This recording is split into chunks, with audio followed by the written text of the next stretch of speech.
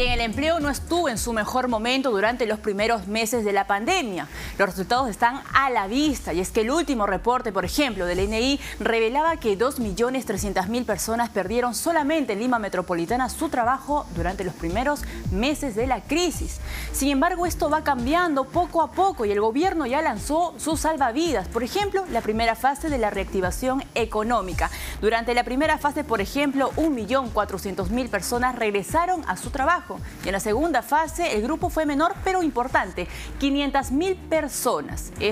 Las novedades lo vamos a conocer más adelante con la tercera fase. Pero para más detalle en el ámbito laboral veamos el siguiente informe que ha preparado nuestra compañera Guadalupe Gamboa.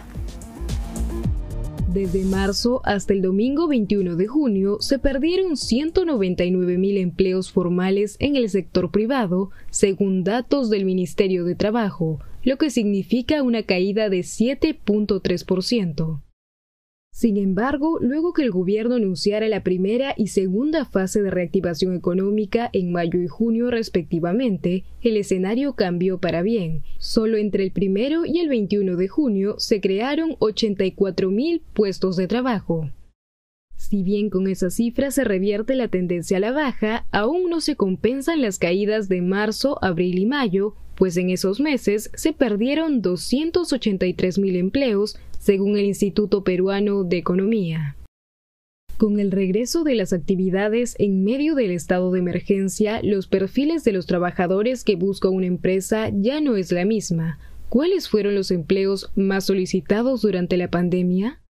Según el estudio de Manpower, las compañías que demandarán más trabajadores son de los sectores de construcción, pues se espera que el índice de contratación alcance el 14%. Le sigue el sector de banca, finanzas y seguros, comercio y servicio.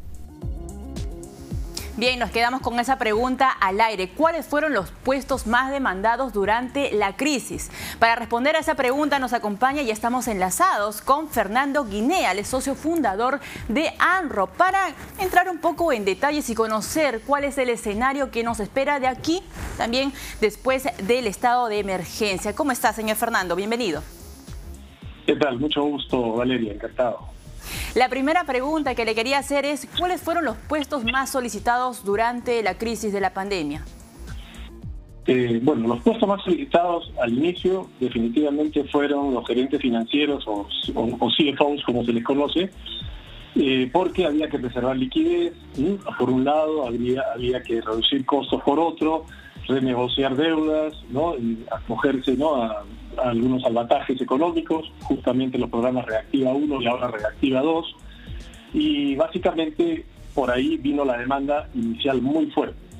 Por supuesto que el talento siempre va a ser escaso y va a ser demandado, pero hoy por hoy, sin duda, este talento debe contar con sólidos fundamentos digitales y tecnológicos, así como una mirada retrospectiva en la gestión de escenarios de crisis, porque nadie esperaba una crisis como la que ha habido ahora, ¿no?, en este minuto. Por ejemplo, en el caso del comercio minorista, ¿no?, las ventas online no estaban preparados, digamos, las cadenas de abastecimiento, ni los mismos sistemas tecnológicos para recibir una demanda tan fuerte como la que se generó a partir de que no podía nadie salir a la calle ni ir de compras, ¿no?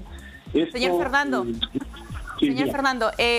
si hablamos del perfil, ¿se puede, digamos, ya detallar el perfil, digamos, la edad? ¿Se están contratando gente joven o gente, digamos, mayores de 35 años para estos puestos claves? ¿Se tiene ya, digamos, un poco más de detalle? Todo depende, ¿no? Porque si hay proyectos concretos de corto plazo, por ejemplo, para gestionar una crisis, y, digamos, si las empresas no pueden entrar en costos muy elevados, como tener en planilla ejecutivos, ¿no?, que tengan esta experiencia, existe la modalidad de los gerentes temporales, modalidad que nosotros lanzamos en Perú y somos pioneros en ello acá. Y estos gerentes, que son gerentes ya muy experimentados, entran por un plazo determinado, solucionan un problema y luego se retiran. Sin embargo, si es un proyecto nuevo de largo plazo con un alcance mayor, entonces sí se reclutaría a alguien, digamos, permanente. La edad al final del día no es hoy por hoy tan relevante, ¿no?, porque puede haber un joven, ¿no?, pero que tiene una mentalidad de viejo, o un viejo que tiene la energía de un joven. Entonces, todo esto es relativo, ¿no? Y yo creo que son ya, ha habido una ruptura de paradigmas, ¿no? Y esto es importante saberlo. Ajá, señor Fernando, hagamos una lista de los 5 puestos o 5 empleos más solicitados durante la crisis. Está primero el gerente financiero. ¿Quiénes más completan la lista? Claro. Luego está el de tecnología, porque se ha tenido que ir a un mundo virtual, un mundo digital, tecnológico muy importante y, como dije al principio, ¿no?, con sólidos fundamentos digitales, ¿no?, dado que es un requerimiento importante. Luego está el de cadena de abastecimiento, porque también es clave, porque colapsaron todas las cadenas de abastecimiento de los grandes retailers, ¿no?, tiendas por departamento, los que venden, ¿no?, digamos, artefactos, y no ha habido una infraestructura logística adecuada en el país para responder, ¿no? Si pensaban ellos que de acá a 2 o 3 años iban a vender el 10-20% por venta online, hoy están en el 50% la demanda y colapsaron todos los sistemas de cadena de abastecimiento. Entonces ha habido que ir perfeccionando esto, ¿no? Posterior a esta posición está el gerente de recursos humanos, que tiene que gestionar los temas de seguridad, los temas de motivación, los temas culturales de personas que entran o que permanecen, o los sobrevivientes, vamos a ponerlo así, de los que no salieron y se quedaron sin trabajo, para mantener la moral alta, y eso es un puesto clave también, ¿no?, en la empresa. Listo, señor, ¿no?, Fernando. Señor Fernando, disculpe lo corte. ¿Qué capacidades ahora están buscando? Porque el escenario ha cambiado durante estos meses. De repente la empresa que está buscando algunos requisitos es distinto, ¿no? En febrero era muy diferente porque no llegaba todavía la pandemia. Hoy, lunes 29 de junio, ¿cuáles son los requisitos a las capacidades que está buscando una empresa a la hora de contratar? Como siempre, liderazgo muy importante, pero hoy por hoy lo que es gestión de crisis o un liderazgo transformador para cambiar la crisis a algo positivo, porque toda crisis es una oportunidad, es un requisito importante. La gestión del riesgo también, el sentido de urgencia. Hoy por hoy, que tenga la persona o el ejecutivo, se le va a medir más por resultados, dado que si están haciéndose tanto teletrabajo, van a tener tareas asignadas y van a tener que entregar resultados. O sea, no es que el jefe va a estar cerca mirando si está o no avanzando en el trabajo, pero eso es una capacidad muy importante, ¿no? El sentido de urgencia y, evidentemente, la comunicación es muy importante, ¿no? Porque ahora más que nunca hay reuniones vía Teams, Zoom y todas las plataformas tecnológicas que se conocen, y hay que estar permanentemente comunicados y gestionando crisis y etapas distintas de esta crisis, ¿no? Y ahora en el tema de sectores, que también, bueno, forma parte importante de la economía, en marzo, abril, mayo, incluso junio, ¿cuál es el sector que más contrató? Definitivamente los sectores que no se cayeron, para ponerlo así, fueron el de aeroexportación, el de comercio minorista, servicios financieros, la banca también siguió, digamos, requiriendo algunas posiciones, los servicios profesionales también, y infraestructura principalmente, ¿no? La construcción yo creo que va a ser pronto una gran ayuda para otra vez jale el motor de la economía.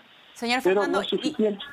¿Y se puede saber un poco de cuál va a ser el comportamiento empresarial una vez culmine la cuarentena? Es decir, septiembre o el último trimestre del año, ¿cuáles serán los sectores donde va a haber mayor cantidad de contratos? ¿Van a seguir siendo estos o de repente usted ve alguna variación?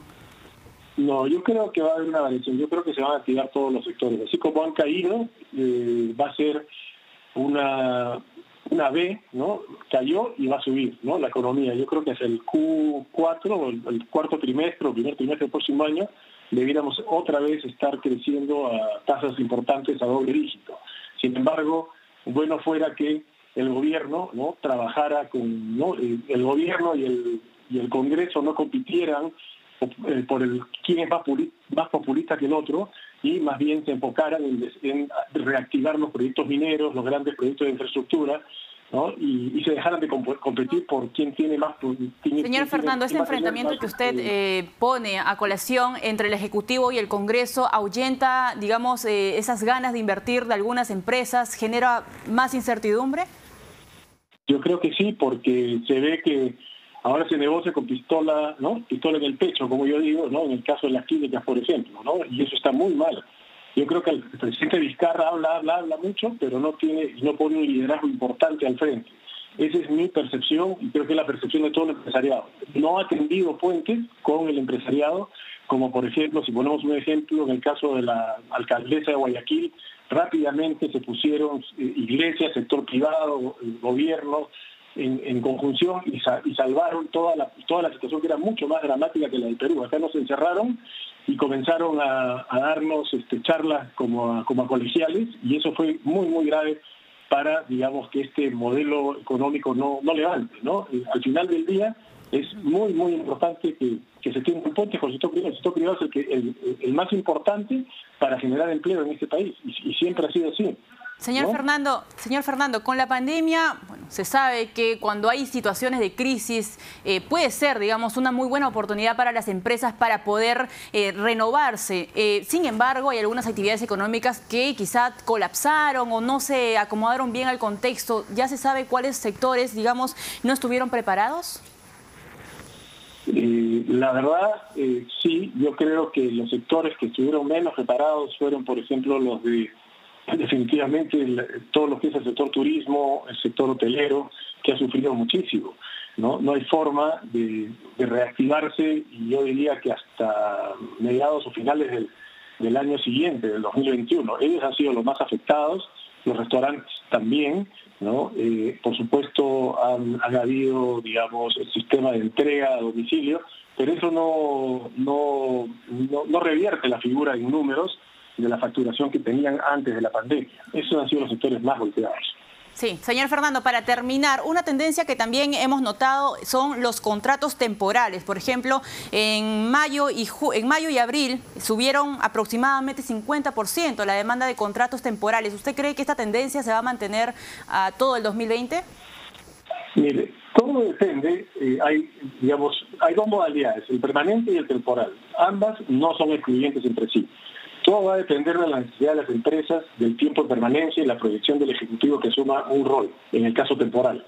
Por ejemplo, si se trata de gestionar temporalmente a uno más junior, un ejecutivo más junior, y enseñarle cómo gestionar adecuadamente o qué hacer, qué cambios, qué soluciones, darle una cadena de abastecimiento, un acompañamiento temporal de alguien senior con mucha experiencia ayuda mucho. Sin embargo, hay otros roles, a otras posiciones, digamos, que siempre van a ser reemplazadas o se buscarán nuevos perfiles, porque no generaron los resultados esperados o no tuvieron el liderazgo que se esperaba tuvieran en esta crisis. Se puede decir que fue la hora de la verdad, quienes asumieron y quienes no asumieron el liderazgo correcto, quienes reaccionaron bien ante la crisis y la gestionaron, otros se paralizaron. Estos yo creo que podrían definitivamente ser reemplazados, ¿no? Pero las dos modalidades, como digo, no son excluyentes, y el empleo temporal o la gerencia temporal es muy, muy importante para darle soluciones a las empresas. Bien, señor Fernando, le agradezco muchísimo. Estuvo con nosotros Fernando Guinea, el socio fundador de AMROP, dando algunos detalles importantes que tener en cuenta ahora que ya inicia esta semana la reactivación económica. Nos vamos a una pausa, pero regresamos con más información aquí en Economía para Todos.